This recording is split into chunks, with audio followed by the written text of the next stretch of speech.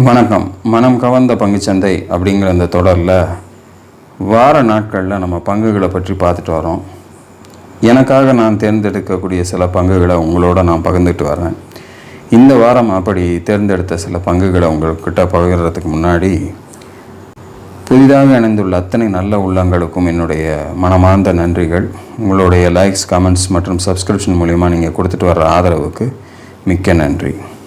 இந்த வீடியோவுக்கு முந்தின வீடியோவில் நம்ம நிஃப்டி இண்டெக்ஸை பற்றியும் மற்றும் செக்டார்ஸுகளை பற்றியும் நம்ம தெளிவாக சொல்லியிருக்கோம். எப்படி இந்த வாரம் பங்குச்சந்தை செயல்பட்டது அப்படிங்கிறத நான் அதில் என்னுடைய வியூஸை நான் பகிர்ந்துருக்கிறேன். ஒரு வேகமான ஏற்றம் இல்லாமல் பங்குச்சந்தையில் ஒரு நிதானமான போக்கிலேயே கடந்த 2 வாரங்களாக தத்தளிச்சிட்டு வந்த பங்குச்சந்தை இந்த வாரம் ஒரு உச்சத்துலேருந்து ஒரு 500 புள்ளிகள் வரைக்கும் ஒரே வாரத்தில் சரிஞ்சு வந்துருச்சு. இந்த வாரம் சென்ற அந்த உச்சத்துலேருந்து சரிஞ்சு கீழே வந்திருக்கிறத நம்ம பார்க்க முடியுது. ஸோ இதனுடைய பிரதிபலிப்புகள் நம்மளுடைய பங்குகள்லேயும் நமக்கு ஏற்பட்டிருக்கு. அது மட்டும் இல்லாமல் இதற்கான காரணங்கள் அப்படின்னு நம்ம பார்க்க போகும்போது குறிப்பாக அமெரிக்க பங்குச்சந்தை இறக்கத்தில் இருக்கிறதுனால அதனுடைய தாக்கம் நம்முடைய பங்குச்சந்தையிலும் இருக்குது. அப்படிங்கிறதுனால தான் இந்த மாதிரியான ஒரு இறக்கம் இருக்கிறத நம்ம பார்க்க முடியுது. இப்போது நமக்கு வெள்ளிக்கிழமை முடிந்த வகையில் 24,852 அப்படிங்கிற லெவலில் நிஃப்டி 50 முடிஞ்சிருக்கு. இன்னமும் அது கீழே இறங்குவதற்கான சந்தர்ப்பத்தை ஏற்படுத்துகிற மாதிரி தான் அமெரிக்க பங்குச்சந்தை அன்று இரவு முடிஞ்சிருக்கு. கிட்டத்தட்ட 2% வரைக்கும் மைனஸில் போயிருக்கு அன்னைக்கு இரவு. ஸோ இதனுடைய வெளிப்பாடுகள் எப்படி இருக்கும் அப்படின்னா, திங்கட்கிழமை நமக்கு மார்க்கெட் ஒரு கேப் டவுன் அப்படின்னு சொல்லக்கூடிய இறக்கத்தில் ஓப்பன் ஆகி மேலும் கீழே போகிறதுக்கான வாய்ப்புகளை கொடுக்கக்கூடிய வகையில் பங்குச்சந்தை இருக்கலாம். அப்படிங்கிறது தான் இப்போதைக்கு இருக்கக்கூடிய முதல் சூழ்நிலை. ஸோ அதனால் நீங்கள் அதை கரெக்டாக வாட்ச் பண்ணுங்கள். நம்ம கொடுத்துருக்க இந்த இண்டெக்ஸினுடைய லெவல்ஸை வாட்ச் பண்ணுங்கள். இதற்கு கீழே எவ்வளோ தூரம் போகுது, எந்த இடத்துல சப்போர்ட் எடுக்குது அப்படிங்கிறதெல்லாம் ரொம்ப தெளிவாக வாட்ச் பண்ணி நிதானமாக நாம் முதலீடு செய்கிறது தான் இந்த சமயத்தில் நம்மளுடைய புத்திசாலித்தனங்களாக இருக்கும். அதை நம்ம எதுவும் சரியாக யோசிக்காமல் செஞ்சிட்டோம் அப்படின்னா நஷ்டங்கள் நமக்கு கூடுதலாகவே வர்றதுக்கு வாய்ப்புகள் ஆகிடும். ஸோ இப்படிப்பட்ட சூழ்நிலைகள் சில நேரங்களில் பங்குச்சந்தையில் வரும். அதை நம்ம சாதகமாக பயன்படுத்திக்கிறது எப்படிங்கிறது தான் நம்ம ஒவ்வொரு முறையும் நம்ம பங்குச்சந்தையில் நம்ம சொல்லிட்டு வரோம். அந்த வகையில் நமக்கு சில நேரங்களில் பங்குகளில் நான் சில பங்குகளை முதல்ல எடுத்து போட்டு இதெல்லாம் ஃபஸ்ட்டு ரெசிஸ்டன்ஸை ரீச் பண்ணிடுச்சு, இது செகண்ட் ரெசிஸ்டன்ஸை ரீச் பண்ணிடுச்சு, ஸோ நீங்கள் வச்சுருந்தா ப்ராஃபிட் புக் பண்ணிங்கன்னு சொல்கிறதுக்கான காரணங்கள் இந்த மாதிரி ஒரு சான்சஸ் கிடைக்கும்போது மறுபடியும் நமக்கு ரீஎன்ட்ரி கொடுக்கறதுக்கோ இல்லை வேறு பங்குகளில் முதலீடு செய்கிறதுக்கோ அது ஒரு உதவியாக இருக்கும். அப்படிங்கிறதுக்கு தான் அந்த மாதிரி விஷயங்களை நம்ம எடுத்து தொடர்ந்து சொல்லிக்கிட்டு வரோம். இந்த வாரம் நம்ம பங்குகளை பார்க்கலாம். பங்குகளில் நமக்கு எப்படி வாய்ப்புகள் இருக்கோ அதை அதை சரியாக பார்த்து நம்ம பயன்படுத்துகிறதுக்கு முயற்சி செய்வோம். இந்த வாரத்துக்கான பங்குகள் என்னென்ன அப்படிங்கிறத தொடர்ந்து பார்த்துடலாம்.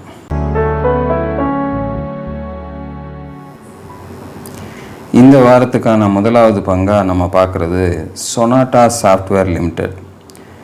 இந்த பர்டிகுலர் பங்குனுடைய விலை கிட்டத்தட்ட இப்போது 689 ரூபாயில் க்ளோசிங் பண்ணியிருக்காங்க. 692க்கு மேலே தான் இதனுடைய ஹை போயிருக்கு. இருந்தாலும் இதனுடைய நெக்ஸ்ட்டு மூவ் அந்த 692க்கு மேலே க்ளோசிங் கிடச்சதுன்னா மட்டும் நம்ம இதில் என்ட்ரி கொடுத்தோம் அப்படின்னா நமக்கு ஒரு நல்ல ஒரு ஏற்றம் மேலே வர்றதுக்கான வாய்ப்புகளை கொடுக்கும். எப்போவுமே நீங்கள் அடுத்த வாரம் அப்படின்னு வரும்போது முழு வாரத்தையும் வாட்ச் பண்ணிக்கிறது நல்லது. க்ளோசிங் அதுக்கு மேலே இருந்து நமக்கு க்ளோசிங், அதாவது ஒரு வீக்லி க்ளோசிங்கோ அல்லது ஒரு ஸ்ட்ராங்காக ஒரு மூவ் எடுத்து இன்னொரு 10 ரூபா மேலே போய் க்ளோசிங் கொடுத்து நின்றுச்சுனாலே நமக்கு தெரியும் ஓகே இது நல்லா ஸ்ட்ராங்காக போகுது அப்படின்னு. அது மறுநாளும் கண்டினியூ ஆச்சுன்னா டெஃபினட்டாக நம்ம அதில் இறங்கிறதுக்கு முயற்சி செய்யலாம். ஒரு பாசிட்டிவ் கேண்டிலுக்கு அடுத்த கேண்டில் பாசிட்டிவாக மூவ் ஆகுது அப்படின்னா டெஃபினட்டாக அடுத்தடுத்து அது மேலே போகிறதுக்கான வாய்ப்புகளுக்கு தயாராகுதுன்றதை நம்ம புரிஞ்சுக்கலாம். ஸோ அப்படி ஒரு மூவ் தான் இப்போது இந்த சொனாட்டா சாஃப்ட்வேரில் போன வாரத்துலேயும் இந்த வாரத்துலேயும் நமக்கு கிடச்சிருக்கு. ஸோ இதனுடைய கண்டினியூஷன் 692க்கு மேலே போய் க்ளோசிங் கொடுத்து கண்டினியூ ஆச்சுன்னா நமக்கு அடுத்தபடியாக இதனுடைய நெக்ஸ்ட்டு ரெசிஸ்டன்ஸ் ஏரியாவாக நான் பார்க்குறது 762 அப்படிங்கிற லெவலுக்கு முதலாவது லெவலாக போகிறதுக்கு வாய்ப்புகளாக இருக்கும் அப்படின்னு எதிர்பார்க்குறேன். இதுதான் கொஞ்ச நாளைக்கு முன்னாடி இந்த பர்டிகுலர் ஸ்டாக் போனால் உச்சம். ஸோ அந்த லெவலுக்கு இது போகுதா அப்படிங்கிறத வாட்ச் பண்ணுங்கள். அதையும் தாண்டி ஒரு ஸ்ட்ராங் க்ளோசிங் கொடுத்தாங்க அப்படின்னா நெக்ஸ்ட்டு ஒரு நல்ல ஒரு அப்சைட் மூவ் கிடச்சி நமக்கு அடுத்த கட்டணமாக 881 அப்படிங்கிற லெவல் வரைக்கும் இது போகிறதுக்கு வாய்ப்புகள் அமையலாம். ஸோ கண்டினியூஸாக இதனுடைய ஏற்றம் இருந்துச்சு அப்படின்னா 762ம் 881ம் இந்த பர்டிகுலர் ஸ்டாக்கில் 692க்கு மேலே ஒரு ஸ்ட்ராங் க்ளோசிங் குடிக்கும்போது நமக்கு கிடைக்கும் அப்படிங்கிறத எதிர்பார்க்குறேன். ஸோ அப்படி ஒரு வாய்ப்பை அடுத்த வாரம் இந்த ஸ்டாக் கொடுத்துச்சுன்னா மட்டும் நீங்கள் முயற்சி செய்யுங்க.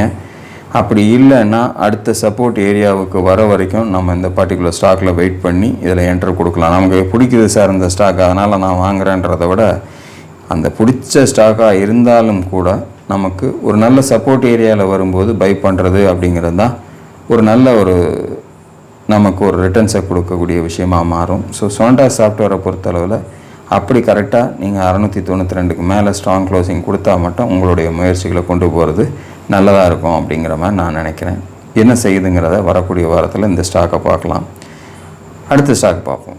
இரண்டாவதாக நம்ம பார்க்கக்கூடிய ஸ்டாக் வந்து சுமிகெம் அப்படின்னு சொல்லக்கூடிய இந்த பர்டிகுலர் ஸ்டாக்கை செலக்ட் பண்ணியிருக்கோம். காரணம் என்ன அப்படின்னா ஒரு 6 வாரங்களாக பார்க்கும்போது இந்த 505க்கு கீழே ஒரு க்ளோசிங் கொடுக்க முடியாமல் ஒவ்வொரு முறையும் அந்த லெவலுக்கு கீழே வரும்போதும் நல்ல ஒரு சப்போர்ட் எடுத்து மறுபடியும் மேலே கொண்டு போய் கிட்டத்தட்ட 540 நெருக்கத்தில் அதை நிறுத்தி க்ளோஸ் பண்ணிக்கிட்டே இருந்திருக்காங்க. ஸோ இந்த 540க்கும் 500க்கும் உட்பட்டே இருக்கக்கூடிய இந்த ஸ்டாக்கு ஒரு வேளை 540க்கு மேலே 550 தாண்டிடுச்சு அப்படின்னா ஃபஸ்ட்டு லெவலாக நமக்கு 567ன்னு இதனுடைய ஏற்கனவே போன உச்சத்துக்கு இன்ட்ரீமாக போகிறதுக்கு முதல் சான்சஸாக இருக்கும் அப்படின்னு எதிர்பார்க்குறேன். ஸோ அது ஒரு இனிஷியல் மூமெண்ட் தான், நமக்கு சட்டுன்னு போகிறதுக்கு அந்த இடம் போகிறதுக்கு வாய்ப்புகளாக இருக்கும். அதையும் தாண்டி ஒரு ஸ்ட்ராங் க்ளோசிங் கொடுத்துட்டாங்க அப்படின்னா 625 அப்படிங்கிறது அடுத்த கட்டமாக இதனுடைய ரெசிஸ்டன்ஸ் லெவலாக நமக்கு போகும்.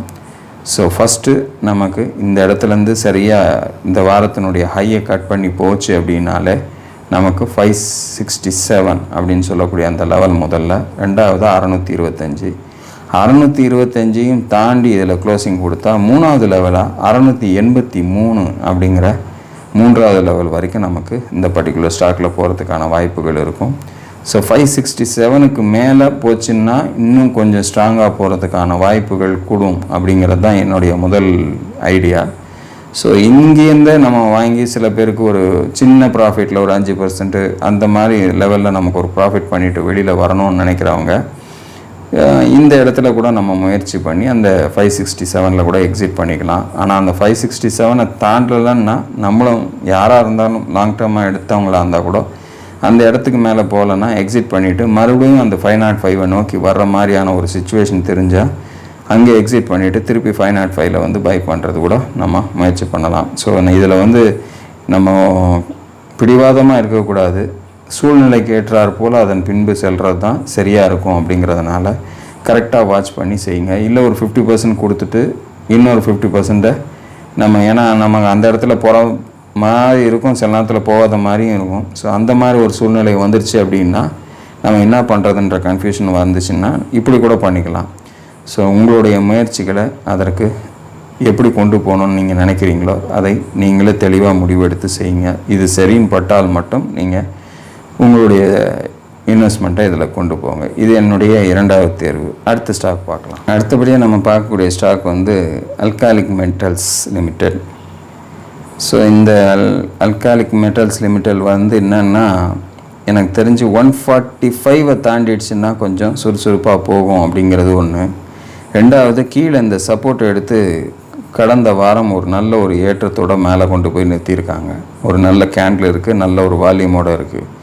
ஸோ கண்டிப்பாக அடுத்தது இது இந்த 145 டச் பண்ணுறதுக்கான வாய்ப்பை கொடுக்கும் அப்படிங்கிற மாதிரி ஒரு யோசனை இருக்குது. ஸோ ஷார்ட் டேர்மாக அதில் போய் நான் சொன்ன மாதிரி 5%க்குள்ளே வெளியில் வந்தாலும் அந்த லாபம் போதும்னு நினைக்கிறவங்களுக்கு இங்கே என்ட்ரி கொடுத்து இந்த ட்ரெண்ட் லைனை கட் பண்ணாமல், அதாவது ஒரு 120க்கு கீழே வராத வரைக்கும் நமக்கு அடுத்த மூவ் கொடுத்து அந்த 145 கூட நம்ம எக்ஸிட் பண்ணிக்கலாம். ஆனால் 145 கடந்து அது ஸ்ட்ராங்காக போச்சு அப்படின்னா 166 அடுத்த லெவலில் அது போகிறதுக்கான முதல் வாய்ப்புகளாக அமையும். அதையும் தாண்டி ஒரு ஸ்ட்ராங் க்ளோசிங் கொடுத்துச்சு அப்படின்னா 198 செகண்ட் லெவலாக நமக்கு வர்றதுக்கான வாய்ப்புகளாக இருக்கும்.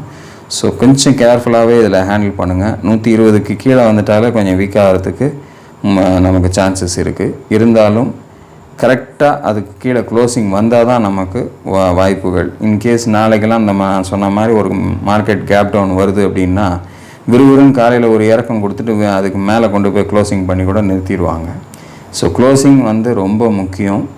நமக்கு ஒவ்வொரு நாளும் அதனுடைய செயல்பாடுகளில் அந்த க்ளோசிங்கை பேஸ் பண்ணி தான் நம்ம அடுத்த முடிவு எடுக்கலாம். ஸோ மார்க்கெட்டில் அதனுடைய ஸ்டைல் எப்படி இருக்குன்றது நீங்கள் பார்க்கணும். ஒவ்வொரு ஸ்டாக்குக்கும் ஒவ்வொரு மாதிரி இருக்கும். இது போன வாரம் ஒரு நல்ல பர்ஃபார்மன்ஸை கொடுத்துருக்கிறதுனால கண்டினியூஷன் இருந்துச்சுன்னா நமக்கு அந்த 145க்கு தாண்டும் போது 166 அண்ட் 198 நமக்கு ஒரு நல்ல ஒரு ரெசிஸ்டன்ஸ் ஏரியாஸை டச் பண்ணுறதுக்கு இந்த பர்டிகுலர் ஸ்டாக்கில் வாய்ப்பு இருக்கும்னு எதிர்பார்க்குறேன். வால்யூமோடு அடுத்த வாரம் இதனுடைய மூமெண்ட் இருந்துச்சுன்னா மட்டும் என்ட்ரி கொடுக்கலாம் அப்படிங்கிறது தான் என்னுடைய எண்ணம். நீங்களும் அனலைஸ் பண்ணி இந்த பர்டிகுலர் ஸ்டாக்கில் உங்களுடைய இன்வெஸ்ட்மெண்ட்டை கொண்டு போங்க அப்படிங்கிறது தான் என்னுடைய எண்ணம். ஸோ இந்த வாரம் நான் சொன்ன மாதிரி கொஞ்சம் நம்ம வாய்ப்பு கிடைக்கலன்னா கண்டிப்பாக என்ட்ரியே கொடுக்காதீங்க. அதே சமயத்தில் பேசாமல் ஒரு வாரம் முழுக்க நம்ம வேணால் கூட இருந்துக்கலாம், ஒன்றும் தப்பு கிடையாது. யாரும் நம்மளை கண்டிப்பாக இந்த வாரம் ஒரு 10 ஷேர் எதையாவது வாங்கிடணும் அப்படின்லாம் வற்புறுத்துறதுக்கெலாம் சான்சஸ் கிடையாது. நம்ம விருப்பம்தான். ஆனால் சூழ்நிலைகள் மோசமாக இருக்குது அப்படின்னா விலகி நின்று வேடிக்கை பார்த்து சரியாகும்போது நம்ம என்ட்ரி கொடுக்கறது தான் நல்லது. கண்டிப்பாக எல்லா நேரமும் நம்ம சூழ்நிலைகள் தொடர்ந்து சரியாக இருக்கிறதுக்கு வாய்ப்புகள் இல்லை.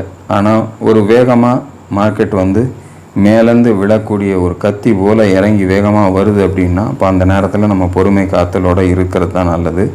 அந்த நேரத்தில் சரி கையை நம்ம நீட்டி பிடிச்சிருவோம் அப்படின்னு பிடிச்சோம்னா அறுபடுறது நம்முடைய கையாக தான் இருக்குமே ஒழிய மார்க்கெட்டுக்கு எந்த பாதிப்பும் கிடையாது. மறுபடியும் மேலே போகும். ஆனால் அது எங்கேருந்து தொட்டுட்டு போகுதோ அந்த இடத்துல நம்ம வாங்கி அந்த இறக்கத்தை சரியாக பயன்படுத்துறதுக்கு முயற்சி செய்யணும் அப்படிங்கிறது தான் என்னுடைய நோக்கம். ஸோ அதை தான் உங்கள்கிட்ட இவ்வளோ நேரம் தெளிவாக சொல்லியிருக்கேன். இதற்கு முந்தின வீடியோவில் நான் இண்டெக்ஸை பற்றி சொன்னதுலேயும் அப்படி தான் நான் சொல்லியிருக்கேன். ஸ்டாக்ஸில் எப்படி நம்ம பண்ணுறோமோ அதே மாதிரி இண்டெக்ஸையும் நம்ம வாட்ச் பண்ணணும். இண்டெக்ஸினுடைய மூமெண்ட்டு தெரியாமல் நம்ம ஸ்டாக்கை மட்டும் வாட்ச் பண்ணோம்னா கண்டிப்பாக மார்க்கெட்டில் எப்படி இருக்குது கண்டிஷன் தெரியாமல் ஏதோ ஒரு வாரம் நமக்கு மேலே ஏறி இருக்குது இந்த பர்டிகுலர் ஸ்டாக் அப்படின்னோன்னா நம்ம தொடர்ந்து ஏறுங்கிறதெல்லாம் எந்த விதமான உறுதியான விஷயங்களும் கிடையாது. ஆனால் அப்படி ஒரு சைனை கொடுத்துருக்கு அப்படின்னா அடுத்த கட்டமாக இப்படி போகிறதுக்கு வாய்ப்பு இருக்குது அப்படிங்கிற மாதிரி நமக்கு தெரியுதுன்னா அது சரியாக செயல்படுதான்றதை மட்டும் பார்த்து நீங்கள் வாங்கிறதுக்கு முயற்சி செய்யுங்க. இந்த வாரம் நமக்கு அப்படி ஒரு சந்தர்ப்பத்தை சந்தை கொடுக்கல அப்படின்னா 5 நாளும் சும்மா கூட உட்காந்துருங்க, ஒரு தப்பும் கிடையாது. அதுக்கப்புறம் மார்க்கெட் செட்டில் ஆன பிறகு நம்ம என்ட்ரி கொடுக்கறது நல்லது. இல்லையா அடுத்த சப்போர்ட்டுக்கு கீழே நோக்கி வருதா அங்கே சப்போர்ட் எடுக்குதுன்னா அந்த சப்போர்ட்டில் போய் நம்ம என்ட்ரி கொடுக்கறது பெட்டராக இருக்கும் அப்படிங்கிறதுக்காக தான் நான் பார்க்குறேன். ஸோ அதனால தான் இந்த வாரம் என்னால் பெரிய ஸ்டாக்ஸுகள் நிறையா செலக்ட் பண்ண முடியல. அதாவது விலை உயர்ந்த ஸ்டாக்குகள் நிறையா இருக்குது. நான் ஏற்கனவே போன வாரம் கூட நான் என்னுடைய இதில் சொல்லியிருந்தேன், ரொம்ப குறைவான ஸ்டாக்ஸு ரொம்ப எளிமையாக வாங்கி செய்யணும் அப்படின்னு நினைக்கிறவங்களுக்காக மட்டும்தான் நான் இதே மாதிரி எடுத்து சொல்லிகிட்ருக்கேன். ஸோ அதனால தான் என்னுடைய வியூஸு கூட ரொம்ப ஜாஸ்தி போகிறது கிடையாது. இருந்தாலும் பார்க்கக்கூடியவர்களுக்கு நம்ம பலன் அளிக்கக்கூடிய வகையில் ஏதாவது செய்யணுன்ற நம்பிக்கையில் தான் நான் இதை எடுத்து சொல்லிகிட்ருக்கேன். ஸோ நீங்களும் அனலைஸ் பண்ணி உங்களுக்கு திருப்தியாக இருந்தால் மட்டும் உங்களுடைய முதலீட்டை இந்த பர்டிகுலர் பங்குகளில் முதலீடு செய்ய முயற்சி செய்யுங்க.